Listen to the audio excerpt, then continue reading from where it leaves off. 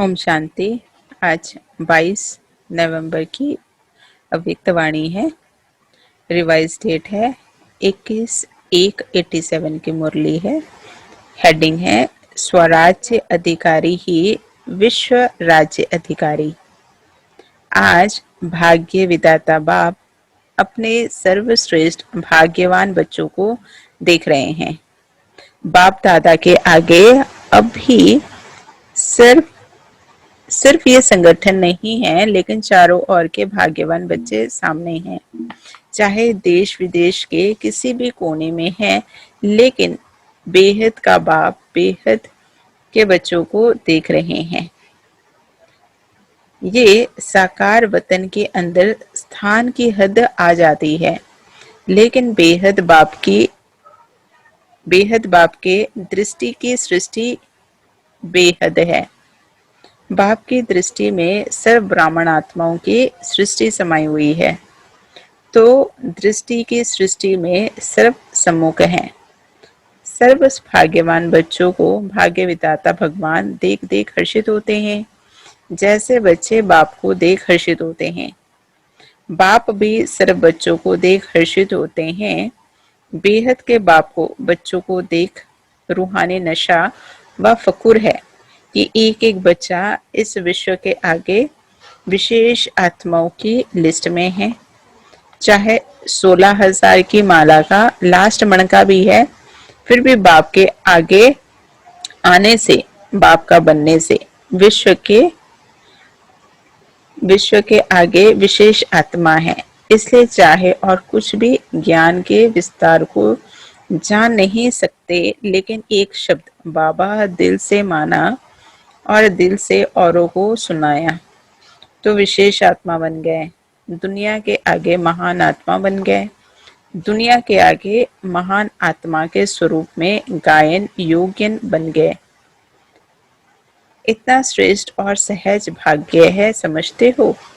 क्योंकि बाबा शब्द है चाबी। किसकी? सर्व खजानों की, श्रेष्ठ भाग्य की। चाबी मिल गई तो भाग्य व खजाना अवश्य प्राप्त होता ही है। तो सभी माताएं व पांडव चाबी प्राप्त करने के अधिकारी बने हो। चाबी लगाने भी आती है या कभी लगती नहीं है? चाबी लगाने की विधि है दिल से जानना और मानना। सिर्फ मुख से कहना तो चाबी होते भी लगेगी नहीं। दिल से कहा तो खजाने सदा हाजिर है। अखुट खजाने हैं ना। अखुट खजाने होने के कारण जितने भी बच्चे हैं सब अधिकारी हैं। खुले खजाने हैं, भरपूर खजाने हैं। ऐसे नहीं है कि जो पीछे आए हैं तो खजाने खत्म हो गए हैं। जितने भी अब तक आए हो, अर्थात बाप के बने हो, और भविष्य में भी जितने बनने वाले हैं, उन सबके खजाने अनेकानेक गुना ज्यादा है। इसलिए बाप दादा हर बच्चों को गोल्डन चांस देते हैं कि जितना जिसको खजाना लेना है वो खुले दिल से ले लो। दाता के पास कमी नहीं है। लेने वाले के हिम्मत व पुरुषार्थ पर आधार है। ऐसा कोई बाप सारे कल्प में नहीं है जो इतने बच्चे हो और हर एक भाग्यवान हो। इसलिए सुनाया कि रूहानी बाप दादा को रूहानी नशा है। सभी की मधुबन में आने की, मिलने की आशा पूरी हुई भक्ति मार्ग की यात्रा से। फिर भी मधुबन में आराम से बैठने की, रहने की जगह तो मिली है ना। मंदिरों में तो खड़े खड़े सिर्फ दर्शन करते हैं। यहाँ आराम से बैठे तो है ना। वहां तो भागो भागो, चलो चलो कहते हैं, और यहाँ आराम से बैठो, आराम से याद की खुशी से मौज मनाओ। संगम युग में खुशी मनाने के लिए आए हो तो हर समय चलते फिरते खाते पीते खुशी का खजाना जमा किया। कितना जमा किया है? इतना किया जो 21 जन्म आराम से खाते रहो। मधुबन विशेष सर्व खजाने जमा करने का स्थान है, क्योंकि यहाँ एक बाप दूसरा न कोई। ये साकार रूप में भी अनुभव करते हो। वहां बुद्धि द्वारा अनुभव करते हो, लेकिन यहाँ प्रत्यक्ष साकार जीवन में भी सिवाय बाप और ब्राह्मण परिवार के और कोई नजर आता है क्या? एक ही लगन, एक ही बातें, एक ही परिवार के और एक रस स्थिति, और कोई रस है ही नहीं। पढ़ना और पढ़ाई द्वारा शक्तिशाली बनना, मधुबन में यही काम है ना? कितने क्लास करते हो? तो यहाँ विशेष जमा करने का साधन मिलता है, इसलिए सब भाग भाग कर पहुंच गए हैं। बाप दादा सभी बच्चों को विशेष ये स्मृति दिलाते हैं कि सदा स्वराज्य अधिकारी स्थिति में आगे बढ़ते चलो। स्वराज्य अधिकारी यही निशानी है विश्व राज्य अधिकारी बनने की। कई बच्चे रूह रेहान करते हुए बाप से पूछते हैं कि हम भविष्य में क्या बनेंगे, राजा बनेंगे या प्रजा बनेंगे? बाप दादा बच्चों को रिस्पॉन्ड करते हैं कि अपने आप को एक दिन भी चेक करो तो मालूम पड़ जाएगा कि मैं राजा बनूंगा व साहूकार बनूंगा व प्रजा बनूंगा। पहले अमृत वेले से अपने मुख्य 3 कारोबार के अधिकारी, अपने सहयोगी साथियों को चेक करो। वो कौन? पहला है मन अर्थात संकल्प शक्ति, दूसरा है बुद्धि अर्थात निर्णय शक्ति, तीसरा है पिछले व वर्तमान श्रेष्ठ संस्कार। ये तीनों विशेष कारोबारी हैं। जैसे आजकल के जमाने में राजा के साथ महामंत्री व विशेष मंत्री होते हैं, उन्हीं के सहयोग से राज्य कारोबार चलती है। सतयुग में मंत्री नहीं होंगे, लेकिन समीप के संबंधी साथी होंगे। किसी भी रूप में साथी समझो व मंत्री समझो, लेकिन ये चेक करो ये तीनों स्व के अधिकार से चलते हैं। इन तीनों पर स्व का राज्य है व इन्हों के अधिकार से आप चलते हो। मन आपको चलाता है या आप मन को चलाते हैं? जो चाहो जब चाहो वैसा ही संकल्प कर सकते हो। जहां बुद्धि लगानी चाहे वहां लगा सकते हो। वह बुद्धि आप राजा को भटकाती है। संस्कार आपके वश है या आप संस्कारों के वश हो। राजा अर्थात अधिकार। राज्य अधिकारी जिस शक्ति को जिस समय जो ऑर्डर करे वो उसी विधि पूर्वक कार्य करते व आप कहो एक बात वो करे दूसरी बात। क्योंकि निरंतर योगी अर्थात स्वराज्य अधिकारी बनने का विशेष साधन ही है मन और बुद्धि। मंत्र ही मनमना भव का है, योग को बुद्धि योग कहते हैं।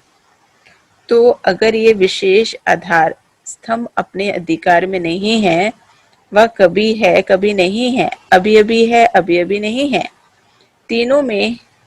तीनों में से एक भी कम अधिकार में है, तो इससे ही चेक करो कि हम राजा बनेंगे या प्रजा बनेंगे। बहुत काल के राज्य अधिकारी बनने के संस्कार बहुत काल के भविष्य राज्य अधिकारी बनाएंगे। अगर कभी अधिकारी कभी वशीभूत हो जाते हो तो आधा कल्प अर्थात पूरे राज्य भाग का अधिकार प्राप्त नहीं कर सकेंगे। आधा समय के बाद त्रेता युग की राजा बन सकते हो। सारा समय राज्य अधिकारी अर्थात राज्य करने वाले रॉयल फैमिली के समीप संबंध में नहीं रह सकते। अगर वशीभूत बार बार हो तो संस्कार अधिकारी बनने के नहीं, लेकिन राज्य अधिकारियों के राज्य में रहने वाले। वो कौन हो गए? वो हुई प्रजा। तो समझा राजा कौन बनेगा, प्रजा कौन बनेगा। अपने ही दर्पण में अपने तकदीर की सूरत को देखो। ये ज्ञान अर्थात नॉलेज दर्पण है। तो सबके पास दर्पण है ना, तो अपनी सूरत देख सकते हो ना। अभी बहुत समय के अधिकारी बनने का अभ्यास करो। ऐसे नहीं कि अंत में तो बन ही जाएंगे। अगर अंत में बनेंगे तो अंत का एक जन्म थोड़ा सा राज्य कर लेंगे, लेकिन ये भी याद रखना कि अगर बहुत समय का अब से अभ्यास नहीं होगा व आदि से अभ्यासी नहीं बने हो, आदि से अब तक ये विशेष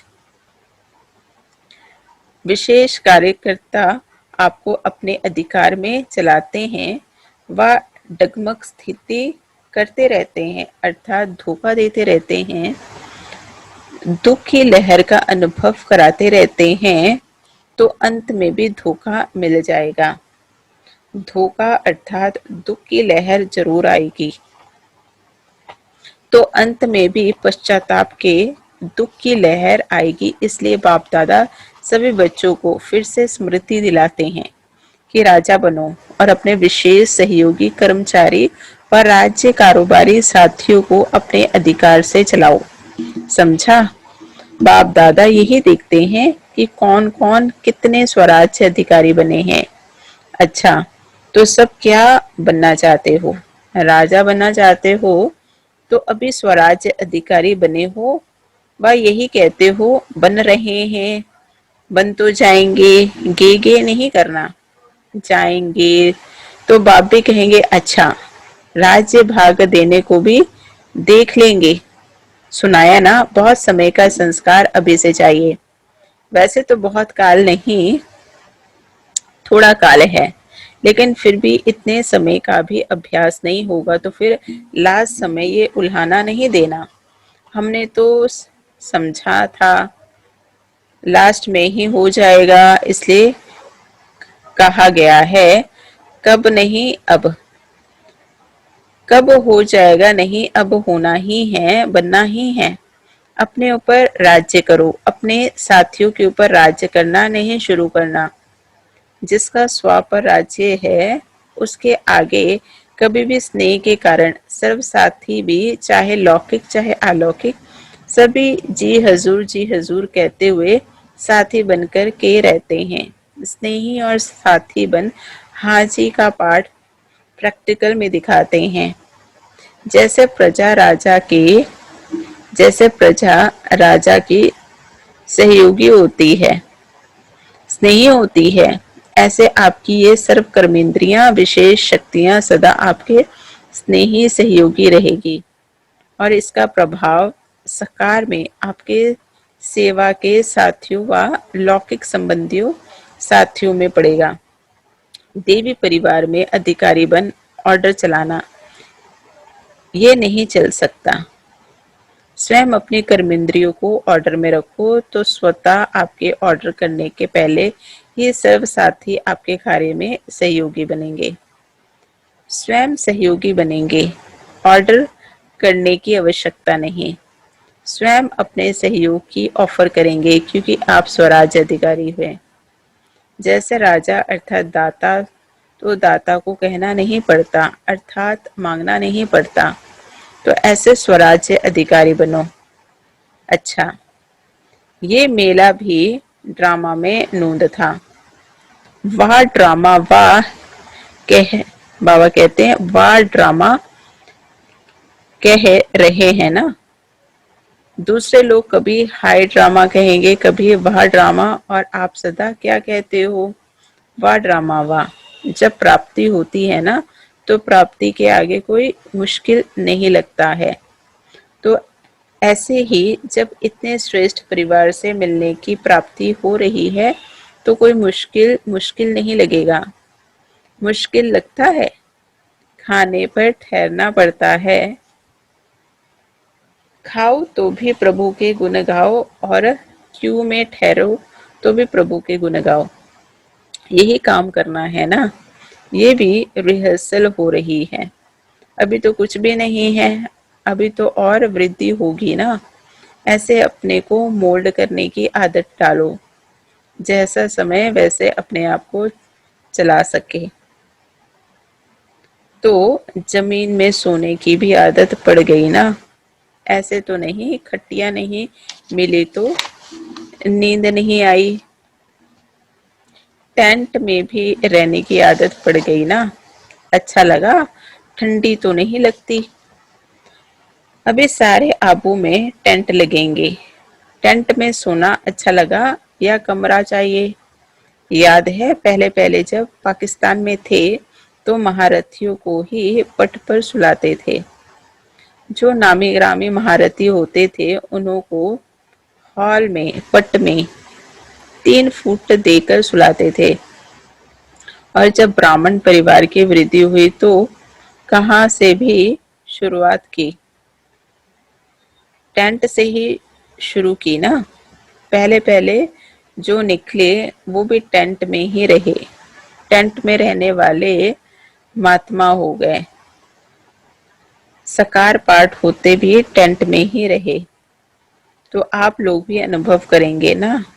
तो सभी हर रीति से खुश हैं। अच्छा, फिर भी 10,000 मंगा के टेंट देंगे, प्रबंध करेंगे। सब नहाने के प्रबंध का सोचते हो, वो भी हो जाएगा। याद है जब ये हॉल बना था तो सबने क्या कहा था, इतने नहाने के स्थान क्या करेंगे। इसी लक्ष्य से ये बनाया गया है। अभी कम हो गया ना, जितना बनाएंगे उतना कम तो होना ही है, क्योंकि आखिर तो बेहद में ही जाना है। अच्छा, सब तरफ के बच्चे पहुंच गए हैं तो ये भी बेहद के हाल का श्रृंगार हो गया। नीचे भी बैठे हैं, भिन्न भिन्न स्थानों पर मुरली सुन रहे हैं। ये वृद्धि होनी भी तो खुशनसीबी की निशानी है। वृद्धि तो हुई लेकिन विधि पूर्वक, कहते हैं वृद्धि तो हुई लेकिन विधि पूर्वक चलना। ऐसे नहीं यहाँ मधुबन में तो आ गए, बाबा को भी देखा, मधुबन भी देखा, अभी जैसा चाहे वैसा चले। ऐसे नहीं करना, क्योंकि कई बच्चे ऐसा करते हैं, जब तक मधुबन में आने को नहीं मिलता है तब तक के रहते हैं। फिर जब मधुबन देख लिया तो थोड़े अलबेले हो जाते हैं। तो अलबेले नहीं बनना। ब्राह्मण अर्थात ब्राह्मण जीवन है। तो जीवन तो सदा जब तक है तब तक है। जीवन बनाई है ना, जीवन बनाई है या थोड़े समय के लिए ब्राह्मण बने हैं। सदा अपने ब्राह्मण जीवन की विशेषताएं सदा साथ रखना, क्योंकि इसी विशेषताओं से वर्तमान भी श्रेष्ठ है और भविष्य भी श्रेष्ठ है। अच्छा, बाकी क्या रहा, टोली। वरदान, वरदान तो वरदाता के बच्चे ही बन गए। जो है ही वरदाता के बच्चे, उन्हों को हर कदम में वरदाता से वरदान स्वतः ही मिलता रहता है। वरदान ही आपकी पालना है, वरदानों की पालना से ही पल रहे हैं। नहीं तो सोचो इतनी श्रेष्ठ प्राप्ति और मेहनत क्यों की। बिना मेहनत के जो प्राप्ति होती है उसको ही वरदान कहा जाता है। जो मेहनत किया की, बाबा कहते हैं तो मेहनत क्या की और प्राप्ति कितनी श्रेष्ठ, जन्म जन्म प्राप्ति के अधिकारी बन गए। तो वरदान हर कदम में वरदाता का मिल रहा है और सदा ही मिलता रहेगा। दृष्टि से, बोल से, संबंध से वरदान ही वरदान है। अच्छा, अभी तो गोल्डन जुबली मनाने की तैयारी कर रहे हो। गोल्डन जुबली अर्थात सदा गोल्डन स्थिति में स्थित रहने की जुबली मना रहे हो। सदा रियल गोल्ड, जरा भी एलॉय मिक्स नहीं, इसको कहते हैं गोल्डन जुबली। तो दुनिया के आगे सोने की स्थिति में स्थित होने वाले सच्चे सोने प्रत्यक्ष हो, इसके लिए ये सब सेवा के साधन बना रहे हैं, क्योंकि आपकी गोल्डन स्थिति गोल्डन एज को लाएगी, स्वर्णिम संसार को लाएगी, जिसकी इच्छा सबको है कि अभी कुछ दुनिया बदलनी चाहिए। तो स्व परिवर्तन से विश्व परिवर्तन करने वाली विशेष आत्माएं हो। आप सबको देख आत्माओं को ये निश्चय हो, शुभ उम्मीदें हो कि सचमुच स्वर्णिम दुनिया आई की आई। सैंपल को देख करके निश्चय होता है ना, हाँ अच्छी चीज है। तो स्वर्ण संसार के सैंपल आप हो। स्वर्ण स्थिति वाले हो तो आप सैंपल को देख उन्हों को निश्चय हो कि हाँ, जब सैंपल तैयार है तो अवश्य ऐसा ही संसार आया कि आया। ऐसी सेवा गोल्डन जुबली में करेंगे ना। ना उम्मीद को उम्मीद देने वाले बनना। अच्छा, सर्व स्वराज्य अधिकारी सर्व बहुत काल के अधिकार प्राप्त करने के अभ्यासी आत्माओं को, सर्व विश्व के विशेष आत्माओं को, सर्व वरदाता के वरदानों से पहले, बाबा कहते हैं सर्व वरदाता के वरदानों से पलने वाली श्रेष्ठ आत्माओं को बाप दादा का याद प्यार और नमस्ते। आज का वरदान, भटकती हुई आत्माओं को यथार्थ मंजिल दिखाने वाले चैतन्य लाइट माइट हाउस भवा। विस्तार है, किसी भी भटकती हुई आत्मा को यथार्थ मंजिल दिखाने के लिए चैतन्य लाइट माइट हाउस बनो। इसके लिए दो बातें ध्यान पर रहे। पहली पॉइंट है, हर आत्मा की चाहना को परखना। जैसे योग्य डॉक्टर उसे कहा जाता है जो नब्ज को जानता है, ऐसे परखने की शक्ति को सदा यूज करना। दूसरा है, सदा अपने पास सर्व खजानों का अनुभव कायम रखना। सदा ये लक्ष्य रखना कि सुनाना नहीं है, लेकिन सर्व संबंधों का, सर्व शक्तियों का अनुभव कराना है। उसका स्लोगन है, दूसरों की करेक्शन करने के बजाय एक बाप से ठीक कनेक्शन रखो। तो ये है 22 तारीख के बाबा के अव्यक्त वाणी। ओम शांति, ओम शांति।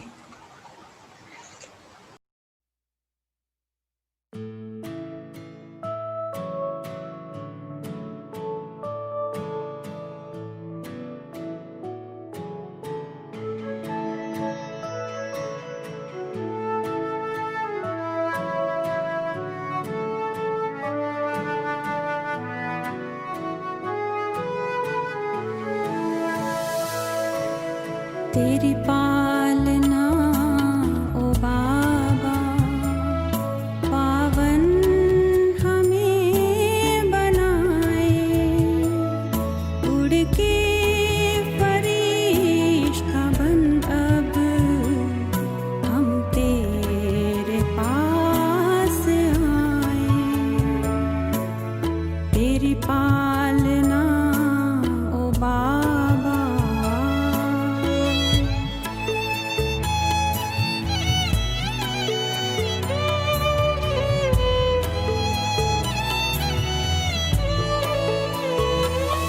सब पास में है अपने, पर दिल में हो मेरे तुम। तेरे प्यार की दुआएं जिनमें पले सदा हम, नक्शे कदम पे चलकर तुम सा ही हम बन जाएं, उड़ के फरिश्ता बन अब हम तेरे पास आए। तेरी पालना ओ बाबा,